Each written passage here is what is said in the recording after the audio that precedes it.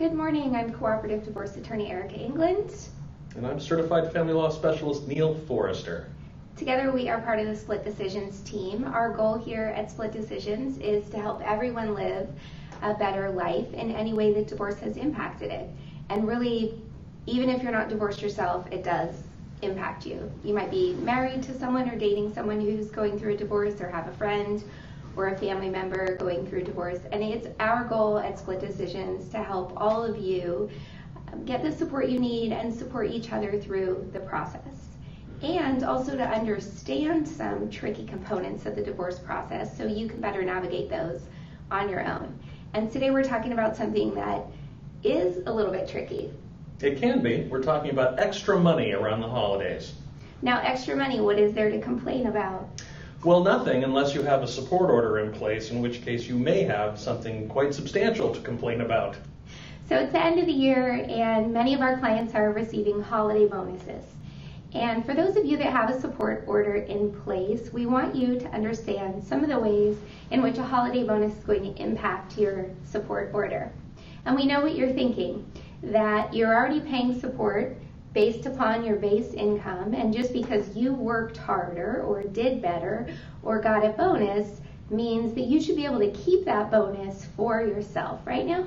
Absolutely wrong. So what happens? Well, it depends. You can have two different kinds of support orders. If you have a support order that actually already contemplates a bonus that's being paid, for instance, you get the same bonus every year, so it's easy just to calculate what that monthly additional income is. You can just include that in the base support order, and then you don't have to pay out any extra bonus. But that's typically not the case. So if a bonus is, if it's regular, if it's predictable, if it doesn't constitute a huge percentage of income, then it may already just be wrapped into your monthly support order. That's right. So when the bonus comes around, you do essentially get to keep it all because you prepaid your support by that bonus.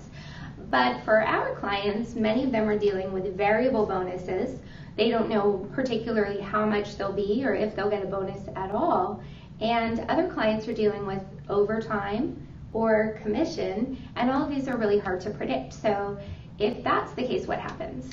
Well, if you're dealing with like a holiday bonus that's just a one-time a year thing, it's very easy. You just have what's called a bonus schedule that gets attached to the support order. So if you get a bonus, say you get $10,000, you look up on that schedule, where's the $10,000 line? Okay, here's the extra amount of spousal support I have to pay. Here's the extra amount of guideline child support I have to pay, assuming that both of those types of support are in your order. If you have overtime or commission pay, that can be a little more difficult because those come in maybe every month, maybe every quarter. It's again just as easy as looking at that bonus schedule. You just have to do it more consistently instead of just once per year. But every dollar that comes in that you're compensated, if you're the supporting spouse, you have to pay the concomitant support to your supported spouse. So what to know about a bonus, overtime, commission, is that you do pay support out of that. And if you have a support order in place, there should be a corresponding bonus table, overtime table that tells you exactly what percentage to pay out. Exactly right. So what we want you to know is that for child support in particular, income is income. From almost any source, it can be construed and will have an impact on your child support order. For spousal support, it might be a more complex question depending on whether that income existed during the marriage or didn't. But if you have a support order in place, that order should already contemplate how to distribute bonuses, commissions, and overtimes. If it doesn't, then this is a good time to go back to your attorney or back to your mediator and figure out in advance what you're going to owe on that bonus, overtime, or commission before you go and put it in a pool. Yeah, you don't want any surprises around the holidays. None. Thanks so much for joining us, and if you have other questions or stories that you want to share, you can find us on Facebook at Split Decisions. See you next time.